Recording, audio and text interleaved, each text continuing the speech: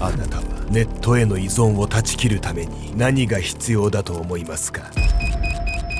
？2014年5月19日、中国河南省鄭州市早朝6時30分、鄭州ボーチアン学校というネット依存矯正のための施設で一人の女性が寝室へ戻ってきました。青白い顔でお腹を押さえながらその部屋へ戻ってきた彼女の名はグオ・リンリン。その時間は生徒たちが布団を畳む時間と決められていましたが、彼女は腹痛を我慢できずトイレへ向かったのです。教師は戻ってきたリンリンを睨みつけ言いました。誰が許可もなくトイレへ行っていいと言った？そう、この施設では教師の許可なくトイレへ行くことが許されていなかったのです。そしてこの後彼女に罰として待っていたのは、運動場の地面に1000回叩きつけられる刑でした。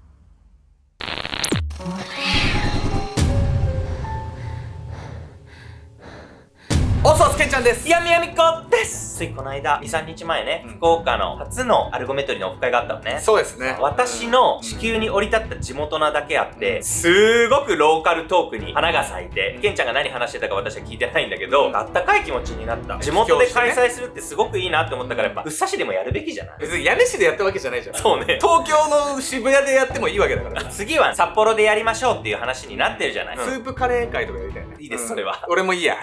札幌でどんなオフ会がやりたいかみんなの希望を教えてね。今回は世界にはびこる闇の一つ、中国のネット依存矯正施設についてご紹介します。ネット依存矯正施設って初めて聞いたんだけどさ、そこまでにしちゃうと違法薬物と同じレベルの中毒性の扱いじゃない？ネットは若者にそれぐらい影響を及ぼしているっていうのが中国社会の認識なんです。ただこのネット依存矯正施設では死者が出てもおかしくない訓練が行われているというから恐ろしいんです。事件はその施設の寮の管理人が真夜中に聞いた奇妙な音から明るみに出るんです。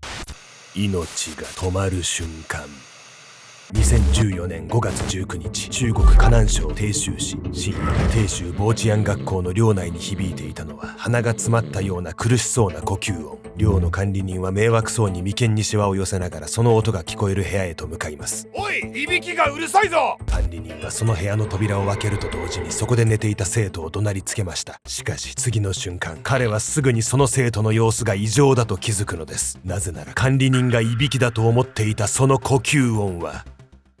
心臓が止まった際に出る視線器呼吸だったから。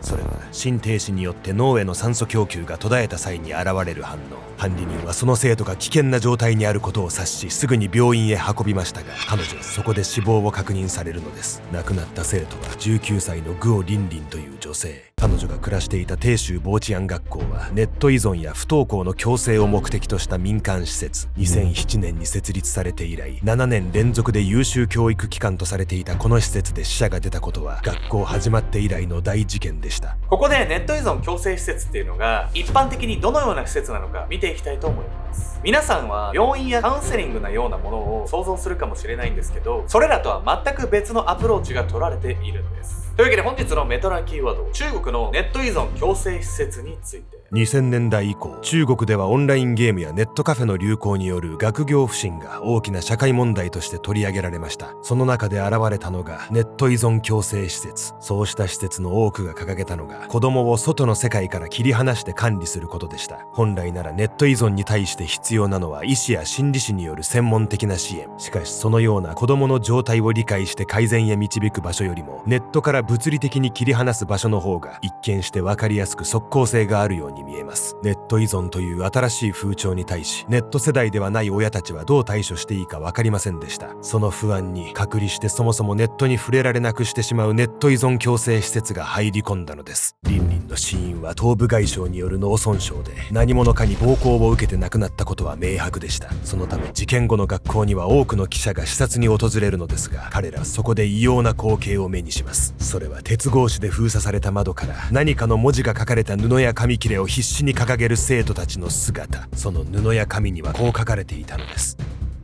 血の文字で助けてと。ただ子供たちをネットから隔離してたってだけじゃこんな異様な SNS は出てこないわよね。ほんとヤミコさんのねお察しの通りなんです。自分の意思でここへ来た生徒っていうのはおそらく一人もいません。この施設は生徒を連れてくる経緯含めてヤバいんです。亡くなったリンリンのケースからそれらの全貌を見ていきたいと思います。母の選択。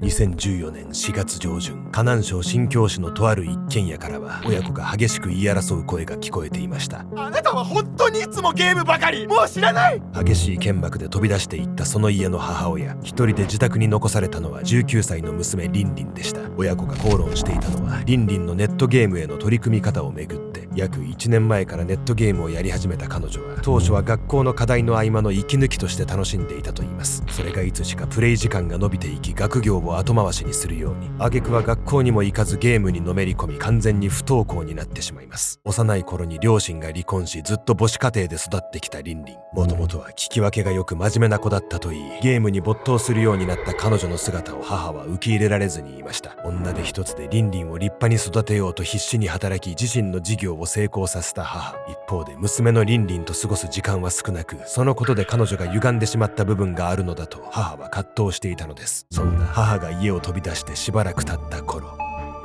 インターフォンの音を耳にしたリンリンは、母親が冷静さを取り戻し戻ってきたものと思いました。しかし彼女が玄関の扉を開けると、見知らぬ3人の男が押し入ってきたのです。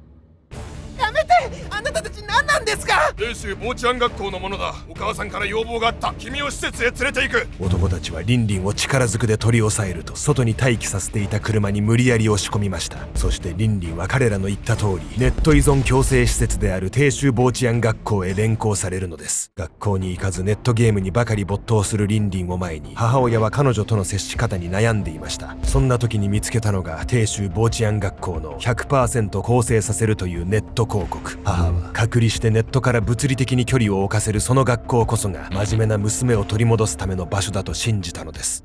自分の意思で施設へ来た子がいないっていうのはこういう話だったのね。ほぼ誘拐じゃない。睡眠薬を飲まされて知らぬ間に施設にいたみたいなケースもあったんです。そして一度入ってしまえば、そこは絶対に逃げ出せない強制収容所みたいなところだったんです。完全監視と暴力の世界。最初に少し説明したように、鄭州傍治安学校は7年連続で教育局の検査に合格し、優秀教育機関とされていた施設。校長室には保護者から送られた感謝状が壁一面に飾られており、いかに多くの生徒がネット依存から更生できたかを物語っていました。しかしその校長室を一歩出れば、それらの感謝状は偽造でしかないように思えるのです。豪華な校長室と比べ、生徒たちが利用している宿舎や教室は簡素なプレハブ小屋。そしてその中の手狭な一つの部屋には90人もの生徒が無理やり押し込められていました。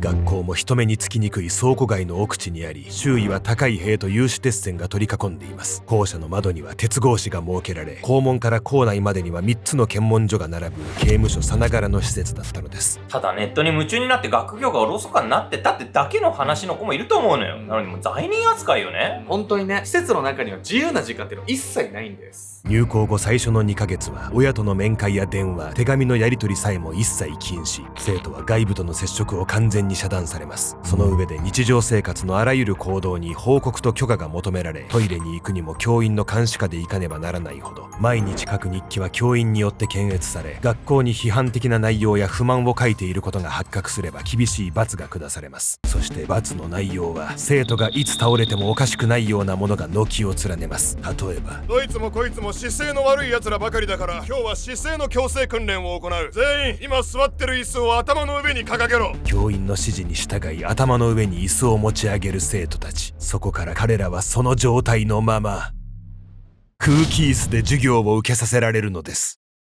その他にも炎天下で長時間放置する、一晩中立たせる、自分の方を全力で叩き続けさせるなど、全く意味のわからない体罰が日常的に行われていました。体罰はルールを破った時もそうですが、単に教員が不機嫌だという理由だけで痛めつけられることも。笑ったり小声で守護をするだけでひどい目に遭わされるその世界の中で、生徒たちはそれぞれ警戒し合っていました。自分が生き残るため、他の生徒の態度の悪さを密告するシステムが自然と出来上がっていたからです。その地獄から逃れるにはもはや脱走か病院へ運ばれる以外の方法はありませんでした。自分でガラスで首を切ったり、洗剤を飲み込んだり、何日も食事を絶ったり、その身を犠牲にしてどうにか学校を抜け出そうとする生徒が後を絶たなかったといいます。そうした学校の実態は外からは見えません。ましてや子供たちがいくら異常性を訴えようと、彼らはそもそも問題があるとみなされて送られてきています。そのため教教員たちがそのくらい厳しい訓練なんです、この子は反抗して嘘を言っているんですなどと説明すれば親は簡単に納得してしまうのです。気になるのはなぜこれほど異常な内部事情を抱えた施設が7年も連続で優秀教育機関とされているのかということ。それは当時の中国でネット依存矯正施設を管轄する政府機関が曖昧になっていたためでした。ネット依存矯正施設には学校の側面もあれば治療施設の側面もあり、しつけ代行業者の側面もあります。そのため教育部門が管轄するのか衛生部門が管轄するのか管理責任が定まっておらず、体罰や異常な監視体制を見逃す抜け穴になってしまっていたのです。とてもじゃないけど、こんなん制限された生活でネット依存が治るとは思えないわよ。ネット依存を断ち切るっていうのを言い訳に大人が子供をいたぶってるだけにしか思えないわよ。ネットから距離を置かせるっていう考えはまだわかるんですけど、体罰を加える必要って絶対ないですからね。そしてこの後リンリンの身にこの施設でも最悪の体罰と言われる罰が降りかかるんです。死に至る3時間。リンリンが鄭州坊治安学校へ来て1ヶ月後の2014年5月19日の早朝6時。その時間帯は生徒たちが布団を畳む決まりになっているのですが、彼女は激しい腹痛を覚え寝室を抜け出してトイレへ行きました。この学校では生徒が許可なくトイレへ行くことは絶対に禁止ですが、この時のリンリンには教員にそのことを伝える余裕もなかったのです。誰が無断でトイレに行っていいと言った？教員のマー・イェンフェイは寝室へ戻ってきたリンリンを鋭い目で睨みつけそう言いました。この時マーはリンリンにスクワットの罰を命じるのですが、腹痛の非常時にトイレに行くことまで咎められた彼女は納得できなかったのか、これを拒否。しかしこの学校において教員に反抗することは命取りでした。その日の夜8時、運動場へ引きずり出されたリンリンはマーとその他2人の教員に囲まれ、こう命じられるのです。反抗的な奴には罰として前頭後頭1000回だ。前頭後頭とはこの鄭州坊治安学校で最も恐れられている体罰の一つ。警官や軍隊でも行われている訓練で、直立の状態で手をつかずに地面に倒れ込む動作を指します。ただ通常はマットの上で行うこの訓練をこの学校では硬い地面の上で行うのです。直立の状態から直接地面に手をつかずに1000回倒れろってさ、無理でしょ絶対に。当然リンリンにこの罰の完遂っていうのは不可能でした。すると教員たちは彼女に対しさらに過酷な罰を与えるんです。リンリンは前頭後頭の指示に従うほかありませんでしたが、恐怖心が勝り彼女は腰をかがめ膝から崩れるようにして倒れるのが精一杯でした。真面目に訓練に取り組む気があるのか。本来の前頭後頭とは異なるそのフォームに激怒した教員の一人はリンリンの膝の裏を思い切り蹴り上げ転倒させます。暴行を加えられた彼女はついに自力では立てなくなってしまうのですが、リンリンが運動場へ連れ出されて1時間が過ぎようという頃、彼女の悲痛な叫び声が学校中に響き渡っていた。教員は3人がかりで彼女の手足をつかみ、その体を持ち上げては勢いをつけて地面へ叩きつける。何度となく叩きつけられたリンリンは吐血。彼女は泣きながら地面に頭をこすりつけ、息も絶え絶えに声を絞り出す。私が間違ってました。知りたくない。許してください。しかしいくら懇願したとしても教員たちが聞く耳を持つはずもない。彼はリンリンの振る舞いに大笑いするとこう言った。死にそうな演技をすればやめてもらえるとでも思ったが。この後夜10時頃には副校長のコン・ジーフェイの命令でもう一人14歳の少女が前頭後頭の罰に加えられることに、ジーフェイは教員たちにこう告げたといいます。死なない程度に死ぬほど叩きつけろ。その後教員たちは土の地面からコンクリートの上へ移動し、2人をさらに硬いその地面に叩きつけました。こうして体罰が3時間続いた後、リンリンはついに意識を失いピクリとも動かなくなってしまいます。副校長のジーフェイは彼女の髪を掴んで数メートル地面を引きずり反応がないことを確認。教員らは残りはまた明日だと笑いながら意識のないリンリンを寮へ運んだのです。こうした体罰にも慣れっこだった教員たちはこの後彼女が亡くなってしまうなどとは想像もしていなかったのでしょう。そして娘が更生して戻ってくると信じていた母親にとってそれは何より受け入れがたい結末だったはずです。2014年5月20日未明、搬送先の病院で死亡が確認されたリンリン。翌日体罰を主導した教員のマー、副校長のジーフェイ、そして他の教員3人を含む5人が傷害致死の疑いで逮捕されたのです。拘置所内でインタビューを受けた教員のマーはリンリンの死について平然とこう語ったといいます。あの罰は恐怖を克服し自分自身に挑戦させるためのものです。彼女が亡くなったのは想定外の事故ですよ。さらに耳を疑うのは校長ドゥアン・ジャンボーの一言。この事件に関して学校には何の責任もありません。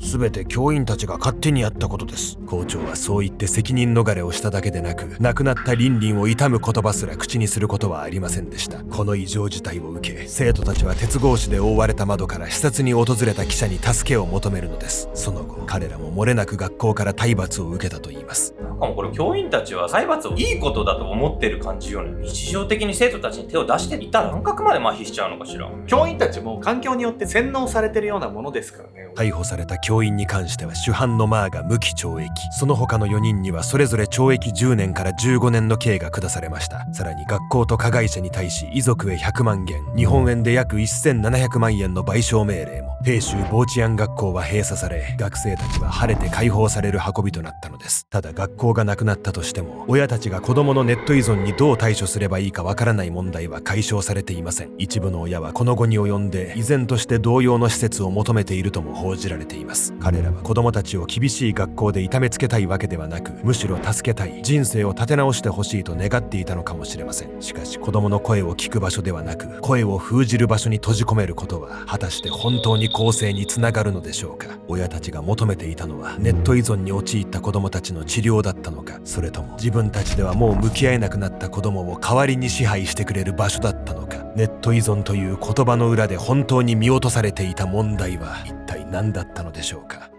おっそっす、皆さんいつもアルゴメトリーを見ていただいてありがとうございます。というわけでね、我々ね、夏にも差し掛かろうというところで、この度ね、ちょっとアルゴメトリーの視聴者さんからオンラインサロン、秘密結社アルゴメトリー入りたいんだけど、なんかどんな動画があるかね、わからなくてね、お金かかるの不安っていう方もいらっしゃったんで、今回ね、7月末までにね、入会した方限定で、1週間分のね、無料期間を設けさせていただいてね、そこでこう、お試ししていただいて、気に入ったらね、ご継続いただけるっていうね、キャンペーンを用意させていただきました。オンラインサロンもね、もうかなりのね、期間をね、運営してますので、今ね、アルゴメトリーに上がってないね、オンラインサロン限定の動画なんとね、120分を超えました。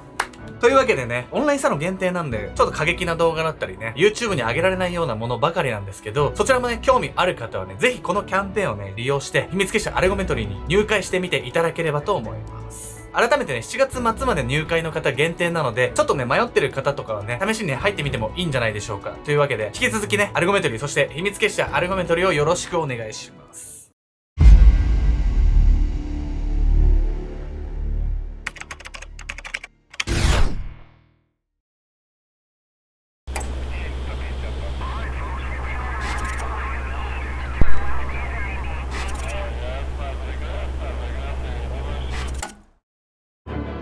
2023年8月11日、ボスニア・ヘルツェゴビナ・グラダチャツ市。自然豊かなコテージの一角にはその日異様な雰囲気が漂っていました。おいお前、なぜ俺を殺に撃った？拳銃を構え怒りのにじむ声でそう尋ねた男。彼の視線の先には全身あざや傷だらけで息も絶え絶えになっている女性の姿がありました。怖かったからよ。私と娘の身が危ないと思ったの。それを聞いた男は次の瞬間、ためらう素振りも見せずに彼女の額に向けて弾丸を発射。女性はその一撃によって即死しました。この男の正体は当時1万人以上のフォロワーを抱えていたボディービル系インフルエンサー。そしてこの事件の映像は彼自身が SNS で生配信していたのです。